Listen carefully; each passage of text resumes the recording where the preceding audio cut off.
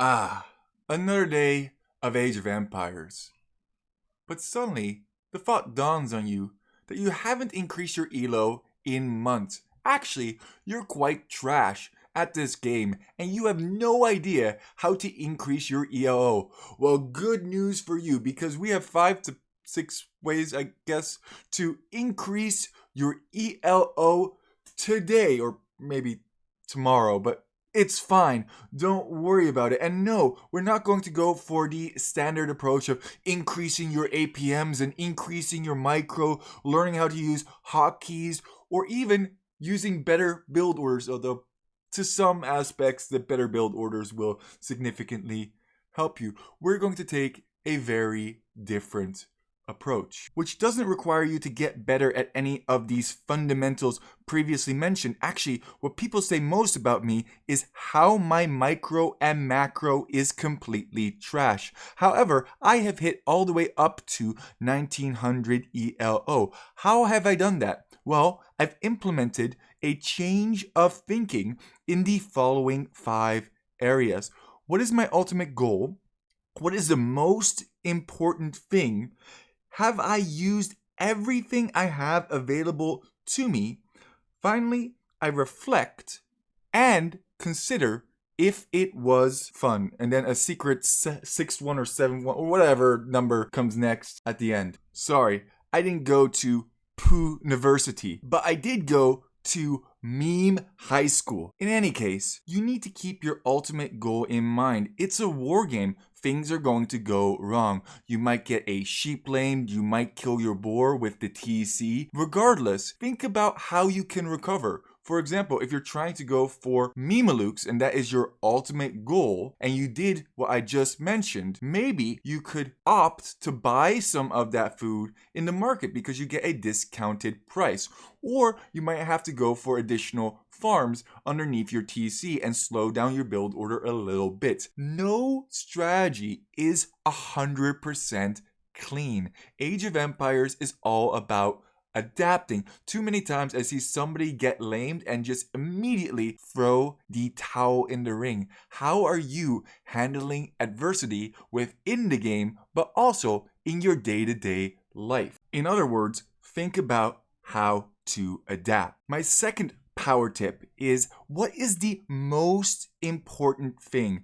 Hera calls this the win condition. It might surprise you, but I actually think about this on a simple level and also quite a deep level. To give you an example of how I think about strategies on a simple and a complex level, I've picked the tower rush. So on a simple level, the goal is simply to make towers, deny resources, and have a better economy than your opponent. But there's a lot more to the tower rush than just simply thinking about these things. Sometimes you can only handle thinking about these things. But when thinking about the strategy on a deeper level, we can break each one of these sections down into a more strategic way of thinking. For example, when making towers, we probably want to keep those towers up or have them up quickly. So how many villagers are we going to send forward? Our civilization might play a role in this as well. A Teuton tower rush is going to be very different than a Kuman tower rush or even a Korean tower rush. Are we going to wall in our towers to keep them up? Or are we going to put them in range of other towers? Are we going to use army to protect those towers? In addition, how are we going to protect them from feudal aggression versus castle age protection? Walling them in might work very, very well when in feudal age, but might not be so successful once the mangonels come out. Maybe we need our own mangonels in order to counter their mangonels, or maybe we want some fast snipey units. In feudal, archers will probably suffice completely.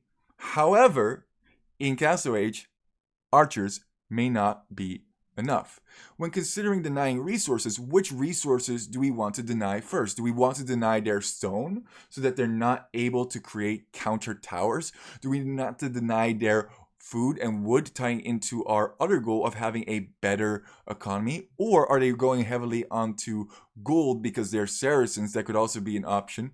Finally, consider dropping their production buildings and denying them production resources. What I'm talking about is dropping a tower on an archery range can actually be a very effective strategy, and denying them 100,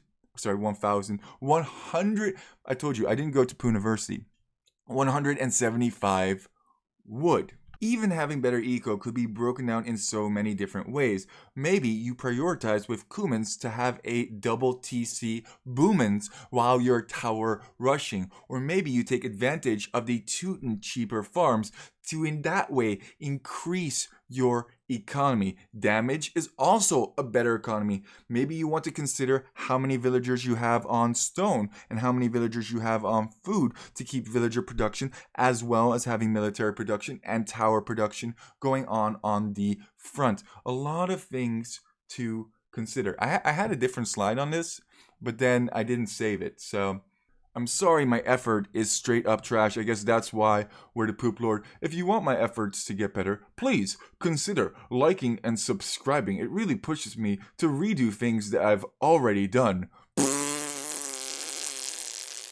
We have a subscriber goal of 2.2 million by the end of the year, and I know with your help, we can reach that goal. No problemo. Where were we again? Oh yeah, number 3. Use everything you have available to you. If you're all in feudling, why not construct that extra tower using 125 stone? You start with 200 in the bank, but deeper than this, you should never have resources available to you. You should constantly be spending. It's better to abuse the market, in my opinion, a little bit so that you get direct benefit right now, rather than saving some resources down the line. What are you saving resources for? Your villagers are dying. You need to be supplying military aid right now. Number 4, reflect. You don't necessarily have to watch your game back in Capture Age, although I do recommend doing that. But think about this. What worked well in your strategy choice? What did not work so well? How did they try to counter your strategy, and how could you counter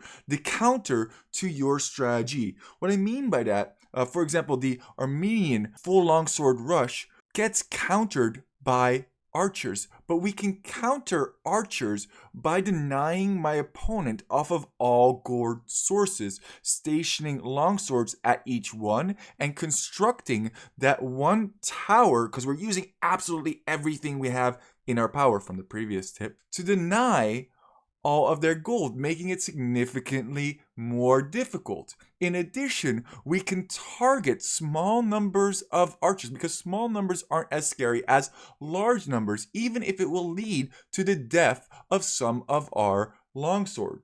It is this critical and creative problem solving that constantly pushes our meme strats to the next level, and why some team meme strats are so absolutely recronculous. In number 5, it sounds like a really stupid power tip, but have fun. I've noticed that players who want to reach the top 16, who are constantly trying to get better at the game, end up getting burned out. Look at what happened to, for example, Nili and Huang, who had this dream, who had this ambition. However, the game became unfun. Overbearing, some would even say. Now, I don't know the exact set of circumstances that either of them was in, but I do know that they were grinding very hard, considering every matchup, this, that, just drafting, bloop, blop, bloop. Whereas when I see some of the most successful pros, they have a lot of fun with the game. If I look at Viper, he's constantly doing these odd challenges where he's racing Cobra cars around a racetrack or trying to make quick wall challenges and this, that, and the other. And Hera does the same thing where he plays up against several viewers at the same time. They're constantly mixing it up and keeping it spicy. Tato, another great example where he went for a full feudal account where he was only allowed to stay in feudal age, which delivered some really quality entertainment. And that's exactly what you need to do for yourself. Provide yourself with quality entertainment. Play with people who you are going to enjoy playing with. Play strategies that are unique, fun, and creative. If I had to always Berber Villager Rush, I would be miserable. I might be at a highest ELO for a very small period of time, but then I would just flip the table and give up on Age of Empires altogether. I hope this video gave you another way to think about Age of Empires, and don't beat yourself up. My sixth and final power tip is to just take time. It takes time. It just takes a little. It just takes a little bit of time.